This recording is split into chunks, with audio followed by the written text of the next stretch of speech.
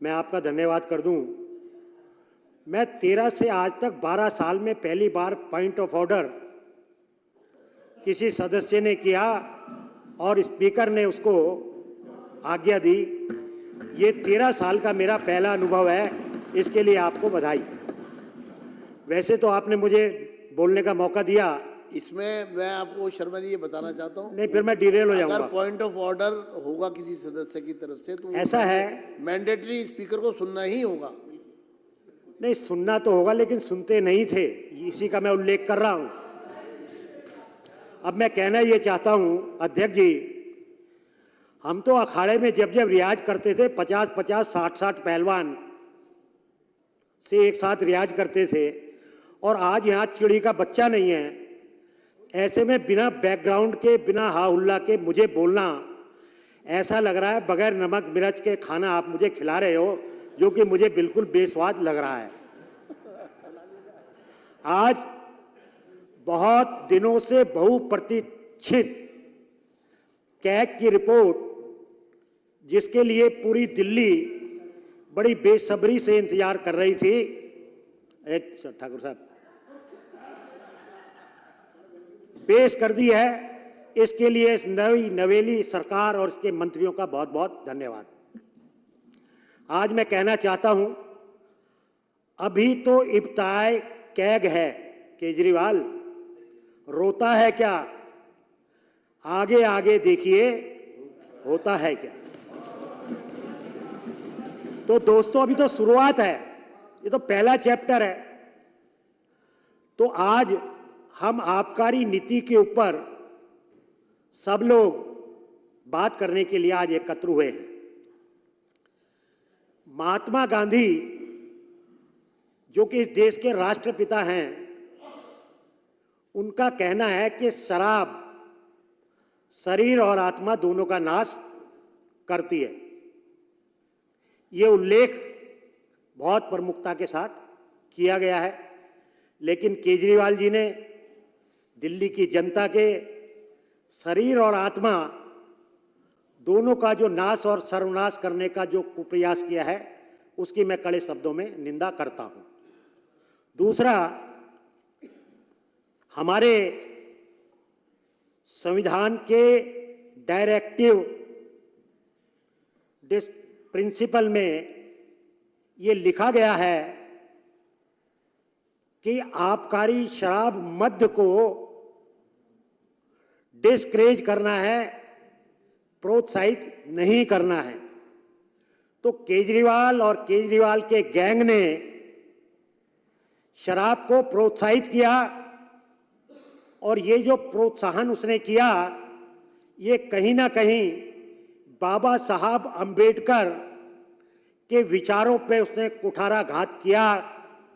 और ऐसे भ्रष्टाचारी, एक विकृत माओवादी मानसिकता वाले भ्रष्टाचारी शराब के दलाल केजरीवाल ने दिल्ली में शराब के व्यापार की जो आपाधापी की, और जो कैग रिपोर्ट आई, ये कैग रिपोर्ट टेक्निकली तो सही हो सकती है, लेकिन ये पूर्णतः ठीक नहीं है।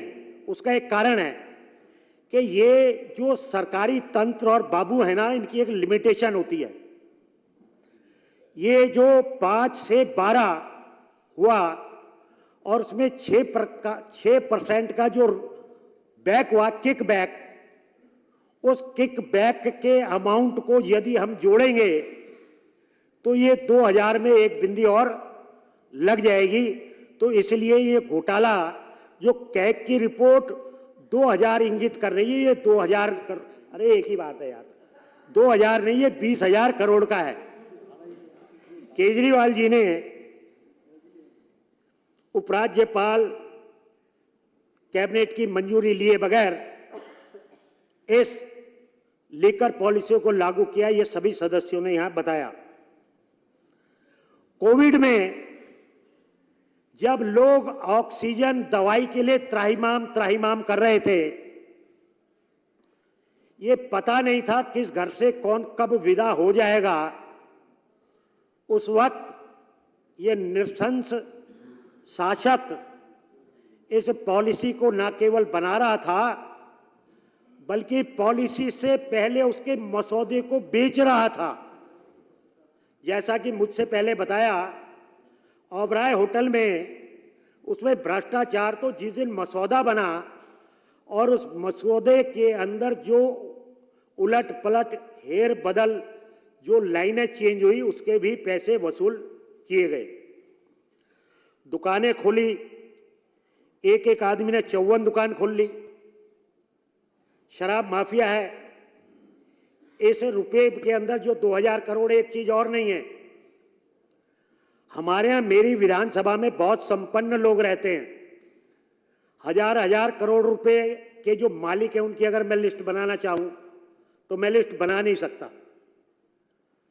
तो जब ये लीकर पॉलिसी केजरीवाल जी ने डर के मारे वो कर दी, तो एक सज्जन मेरे पास आए और उन्होंने जो मुझे अपनी आप बीती बताई, वो मैं सदन को बताना चाहता हूं।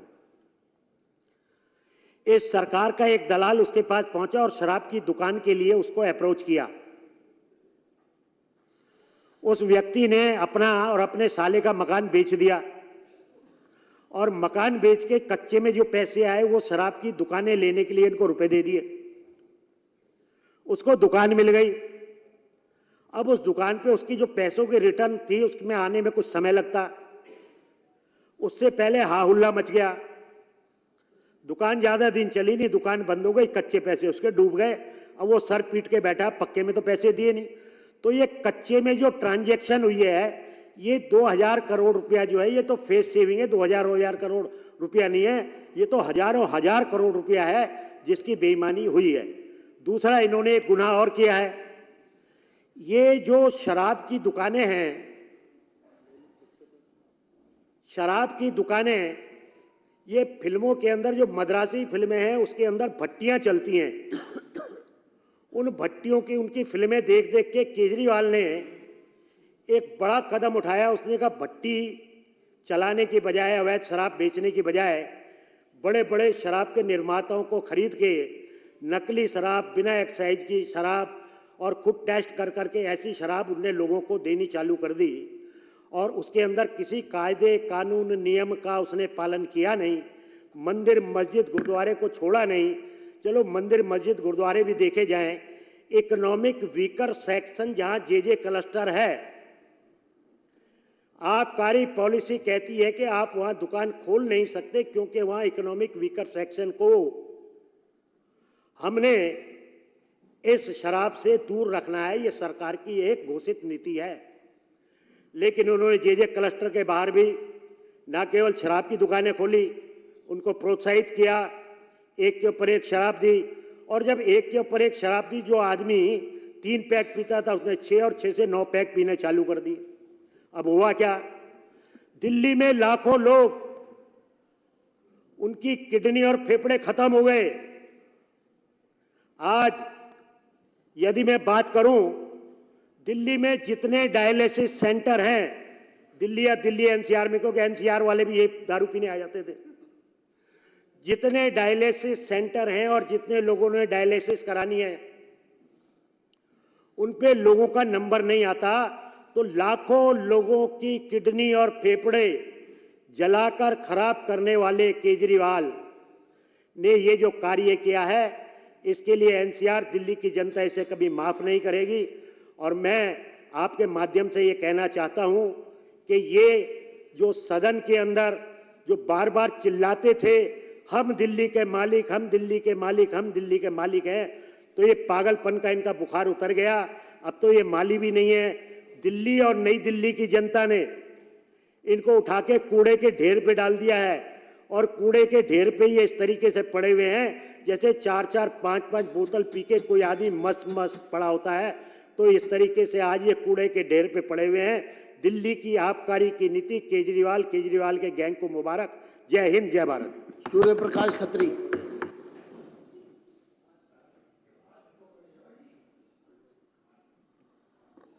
धन्यवाद अध्यक्ष जी। मैं सबसे पहले तो अपनी मुख्यमंत्री और उनके मंत्रिमंडल को भी धन्यवाद करूंगा कि जिस किताब की हम सीएजी रिपोर्ट की काफ़ी दिन से दिल्ली की जनता इंतजार कर रही थी, वो आज सदन के पटल पर है। उसके लिए हमारे मुख्यमंत्री जी और मंत्रिमंडल बधाई का पात्र है, तो मैं तहे दिल से उनका धन्यवाद करता हूं। अध्यक्ष जी, वैसे तो इस सीएजी की रिपोर्ट के ऊपर बड़े विस्तार से सुबह से चर्चा चल रही है और हमारे सतीश उपाध्याय जी ने, शिखा जी ने, कपिल जी ने और सभी सदस्यगण ने विस्तार से एक एक पॉइंट पर चर्चा करी है। सदन का समय बचाने के लिए शायद हो सकता है कि मैं उन चीजों को रिपीट ना करना चाहूं, पर क्योंकि आधार जो है वो करप्शन का है, आधार जो है वो दिल्ली का है, तो मैं कुछ बातें सदन के संज्ञान में और अध्यक्ष महोदय आपके समक्ष लाना चाहूंगा कि ये मानसिकता कहां से और कैसे शुरू हुई। क्योंकि हम लोग बुक्स में सीएजी की रिपोर्ट तो पढ़ रहे हैं, लेकिन इसकी मानसिकता कहां से शुरू हुई, इसने किया कैसे और इसने इस पूरे क्राइम को कैसे अंजाम दिया, ये एक दिल्ली के सामने बहुत बड़ा प्रश्न है। क्योंकि ये व्यक्ति सेंट्रल गवर्नमेंट को, हमारी गवर्नमेंट को हमेशा यही कहता रहा कि सीबीआई और ईडी इनके अधीन है और ये लोग मुझे जो है मेरे ऊपर गलत केस बना रहे हैं। अध्यक्ष जी, यह व्यक्ति एक बहुत ही स्मार्ट किस्म का जो है, जिसको कि मैं माफिया कहूंगा, ये एक बहुत स्मार्ट माफिया है। यह व्यक्ति की अगर बैकग्राउंड देखें तो यह व्यक्ति जो है, जो केजरीवाल के नाम से इस पूरे देश में जाना जाता है और दूसरा प्राइवेसी आज भ्रष्टाचारी के नाम से भी जाना जाता है। इस व्यक्ति की बैकग्राउंड यह है कि ये एक ऐसे डिपार्टमेंट से था जहां पर चोरियां पकड़ना और खामियां पकड़ना इसका काम था। यह इनकम टैक्स डिपार्टमेंट से आया था और यह दिल्ली की जनता के अंदर एक नायक बन के उभरा कि मैं भ्रष्टाचार को समझता हूं और भ्रष्टाचार कैसे होता है, और इसने शीला दीक्षित सरकार के खिलाफ एक बहुत बड़ी मुहिम चलाई और दिल्ली की जनता ने इसके ऊपर एक विश्वास जताते हुए और दिल्ली की जनता ने दिल्ली का शासन इस व्यक्ति को सौंप दिया। अध्यक्ष जी, सबसे पहले इस व्यक्ति ने